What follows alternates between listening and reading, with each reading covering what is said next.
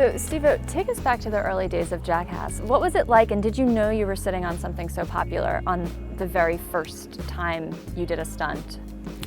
I remember the idea of having a show on MTV sounded just incomprehensibly massive. And shooting the pilot was really exciting. And finding out that we got ordered to series was even more exciting. But then, when they told me that we got ordered to series, they asked me to take all my video footage that I had and send it in so that it could be acquired, licensed, and put straight onto the show. And I did that, and then was told that not one of the clips I sent in would be allowed on television. So I thought, wow, what kind of a watered down, kind of a wimpy version of what we do is this going to be? And so I think that my original concern was not whether it would be popular, but whether we would be allowed to do what we do. And ultimately, we did have to navigate all kinds of different rules and such, but we figured out how to pretty nimbly juke and jive our way through. Juke and jive. Now, in your book, you write about contract negotiations a little more recently for the Jackass movies. But what was that first contract negotiation in the early, or was there no negotiation? There was no negotiation. There was never a negotiation until the fourth movie. Really? I always just found out what I was going to get. The first whole season of Jackass on MTV, I made less than $1,500. Wow. With no residuals or anything like that. It was just like that.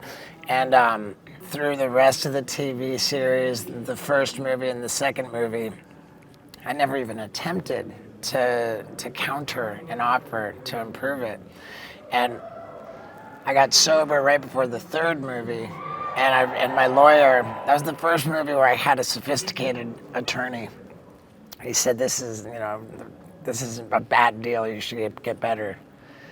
I was told by the powers that be in sort of the Jackass world, take this or you're not gonna be in the movie. And I freaked out. I told my lawyer, take it, and I always, for the next 10 years, that kind of bothered me. I was like, man, I didn't stand up for myself. And so I wanted to make a big show of, I wanted to make up to the younger version of me that never did stand up for myself and really try to get a better deal for the fourth movie. Which got a little complicated. It went really sideways. You read the book to find out, I think is what I would tell our audience. But in the early days, were you just happy to be there? Was it the exposure was the payment? For sure. I mean, there's definitely, a thing called paying your dues. I felt that I was being taken advantage of in the very beginning, but my position on that was that, hey, you know what? They're kind of making a monster out of me by giving me all of this attention. When I say I'm an attention whore, I really, really mean that, so genuinely, that, I was never particularly motivated by financial gain. I just wanted notoriety, attention. When was the moment, maybe an aha moment, or the moment you thought, okay, we made it? When the show came out on MTV, my life changed very dramatically overnight. I wouldn't go so far as to say that made me feel like I had made it, but I knew that something was different. How? Just because walking around everywhere, all of a sudden people knew me everywhere. Before Jackass ever came out, I had this view of video footage as immortal. Everyone's gonna die, but I've got these videos that are gonna play forever. So I'll somehow live forever.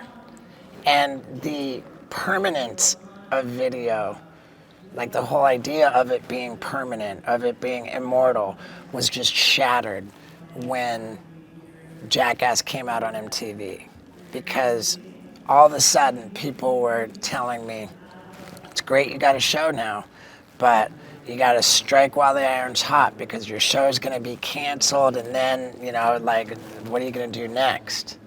And I realized that footage is actually not immortal, but rather it has a very distinct expiration date. Like, as soon as it comes out, it's old news, and you're only as good as what you have next. And so I didn't ever feel like, okay, I've made it. As soon as Jackass came out, I always had the feeling of, oh my God, I'm screwed, because what's next? You know, like, I always just felt that I was teetering on the edge of a cliff, that what I've done is old news, no one cares, and if I don't have some big, awesome thing for next, then I'm doomed. Do you remember the first extravagant purchase you made? I bought, in 2003, I bought a Rolex watch, which was a silly thing to do. I ended up losing it or giving it away, I'm not sure, during a PCP blackout. And it's just as well, because I'm not, you know, I tried it with the Rolex thing. I'm just not a particularly flashy guy.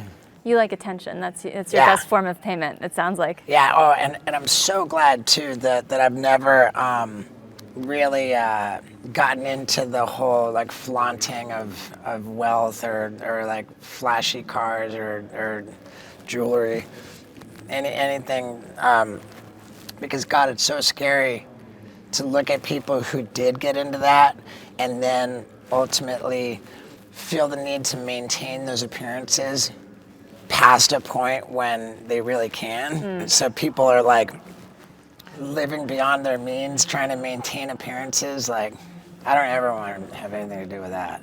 That's fair. You've had a lot of different moments in the entertainment industry. We talked on stage about some of your entrepreneurial pursuits. So I imagine there's not one pivot moment. You've had a few, but is there one moment that you pivoted, that you feel like you pivoted, that stands out among the rest? Probably the biggest pivot moment for me in my career, I would have to say, would have been 2013, when I finally learned how to edit video footage properly on a computer and make my own videos. Because up to that point, I was on-camera talent and had no say in whether a project was greenlit or how it was edited. I just appeared on camera. And I was always at the mercy of, you know, executives giving me permission to, you know, green light. So in 2013, when I learned how to edit on a computer and started my YouTube channel, that was when I took control of my own career. And at that time, I didn't know that there was really any money to be made in that. I made one YouTube video with my dad called "The Times I Disappointed My Father Most." And Dad and I kind of went through a list of things that were just like unbelievably disappointing for him. And at the end of that video, I promoted my first book and how I have signed copies on my website. And something about that video just landed the right way. And I think that the context of the video with that promo kind of worked together. But we sold a shit ton of books off that video. Like a shit ton. Like, that was the first time that my online store made over $100,000 in like a short period of time. But yeah, that would have been the pivot moment, or that, wow, like by using my social media reach to effectively promote my own business initiatives, that was the first time where that clicked. And now it's really clicking. I can't just turn on the spigot to make money from social media promotions. Like, it's got to be something that works well.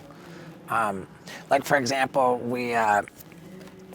I found that I've never been able to sell apparel very effectively in my online store. People are mostly interested in things that are signed, but we recently cracked the code by creating a limited edition pre-order only stuff.